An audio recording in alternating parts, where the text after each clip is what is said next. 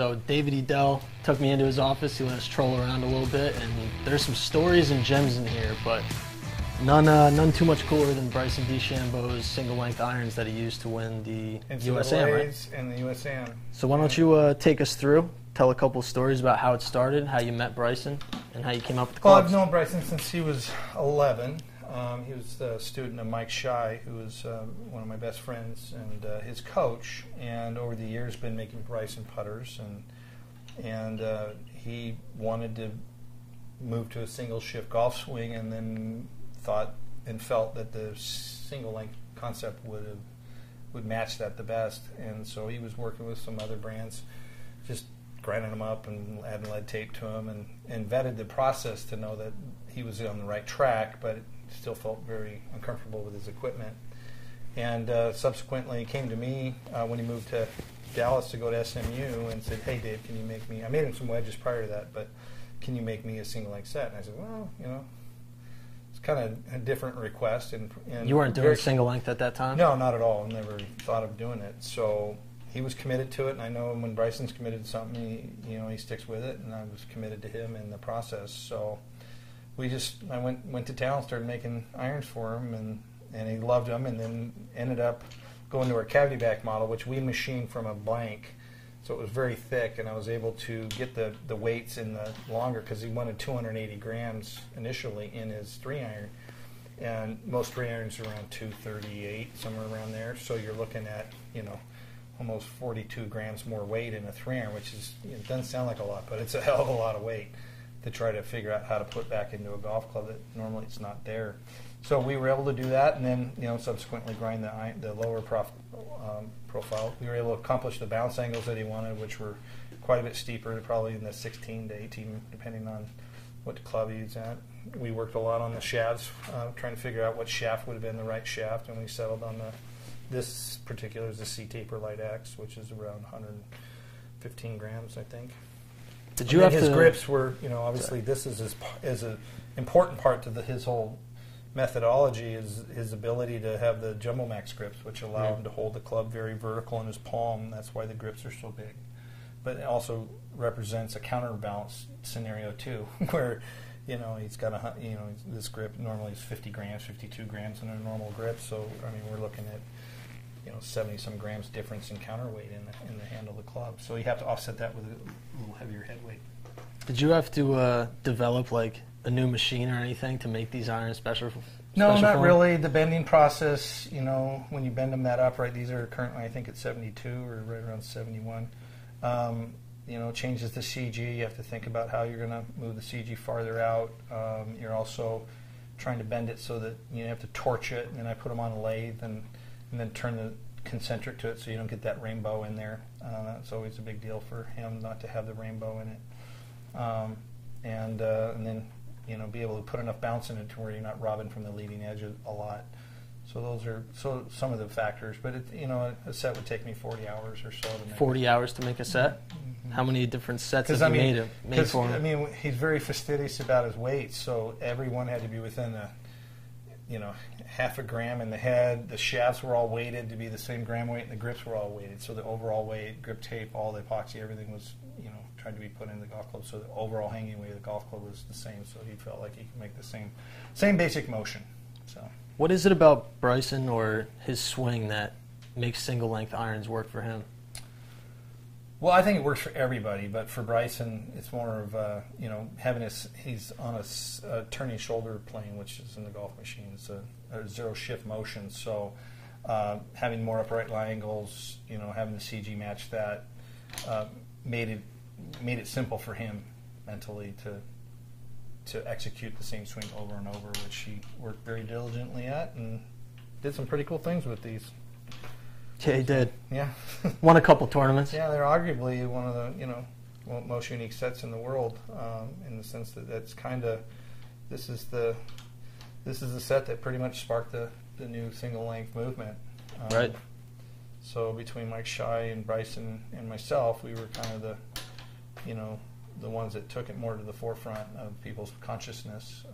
Other people have been doing it, so I don't want to take anything from any of them, but certainly this trifecta of the three of us and these clubs actually performed at the highest level, which was pretty cool, which gave everybody that top-down scenario that single length could work for me. And it's been vetted by tour players, the player that's won on the tour with it, so it's pretty cool. You said you started working with him when he was like 11 years old. I mean, what makes you want to work with him, and what was different about how he approaches the game back then to how he does now?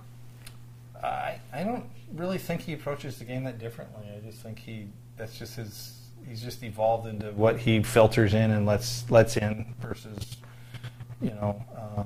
what he did in the past. He was a hard worker since day one, so, that's why he's where he's at, because he worked really hard.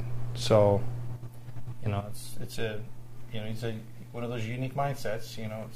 It's not for, it may not understand him, it's not for everybody, but single length does work. It doesn't have to be done on that type of plane that steep. I mean, basically we're building a golf swing around your 7-iron, so pretty simple stuff. So in regard to Bryson, he believed in it, so I believed in it. And I knew he would work hard and we would get good information, and nobody could repeat his swing as well as he was doing it. So, I mean, it was pretty simple, pretty easy to work with him with it. So what's Edel doing with single length irons now? I know you have a different shaft philosophy. Yeah, we totally went soup to nuts. We just started all over. This was more of a interim. This was the beginning phase, prototyping kind of a scenario. And then what were the issues that we had, which were the higher lofted clubs, ballooning, having a shaft that matched. How do we drop the flight profile without creating more distance? Can't just de-loft the club to make it fly lower. It just turns it into the 8-iron instead of a 9. So, and it was also having a weight component to the head, being able to interchange weight to the head so we could, offset the shaft scenarios.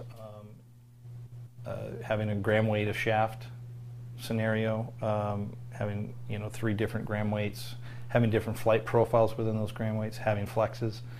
It's pretty outstanding. The Patterson shaft is phenomenal, perfectly engineered for single length. What they're able to do at Patterson in the winding process of being able to create tension as they're winding the Kevlar strands, and it's not a graphite shaft; it's an advanced composite. It's vacuum cured on a mandrel. It's not centerless ground. It's a phenomenal shaft. We came up with a constant head size, so you didn't have different types of torque, because that's the thing. You want everything to feel the same, so we didn't want longer toed, longer irons, and different offsets. So everything's pretty much simple. We have a variable face thickness technology, so we have in our 3, 4, and 5, they're thin faces, so that we get the higher CT, and then progressively thicken the face, raise the CG a little bit too. We have constant bounce at 12 degrees on the irons, so the bounce stays pretty uniform through the whole set, so you're able to just make the same swing, have the same low point. And we talked about bounce and how launch angle versus 12 degrees is about where most people need to be on bounce on a 7-iron, so that's what we built it around. So yeah, it's a pretty soup to nuts, brand new scenario of manufacture. It's if you go through the fitting process, or you haven't had any luck with single length with some of the other vendors, the swing weight, 2 grams can really just be the difference in night and day. Allows you to load the shaft differently. It changes intervals. As the shaft is flexing, it flexes quite a bit as it's moving through the set. You don't see it, but it's doing this oscillation, and what you're doing is trying to control that last interval where it's either lagging straight or kicking. And gram weight of the shaft and gram and flex and the head weight, you're trying to create that optimal pop, so you can control left and right verticals with weight. And sometimes it's not what you think. You think, I put more head weight in the club, it's going to shoot the. Sometimes they go lower, and you put a lighter, go 4 grams lighter, and the thing jumps up in the air, and you're like, wow, that was really weird. But what you did was you changed what was going on in that last interval. So it's pretty cool. The head weight scenario change is probably one of the coolest things I've seen, because I'd always change gram weight of the shaft to actually change, overall weight of the golf club and hopefully profile, and we'd be flipping between flex, because the head weights were consistent, right? Mm-hmm. Now we can change head weight, which changes the flex, which also changes the kicking scenarios. You can maybe turn a shaft from a regular to stiff, and you can find one in the middle that's a medium. Not everybody's just one thing or the other. So a lot of those things have been eye-opening to us, and we've redesigned a variable length iron that has removable weight in it, so that hopefully we'll get to that. It's all designed, ready to go. It's pretty cool.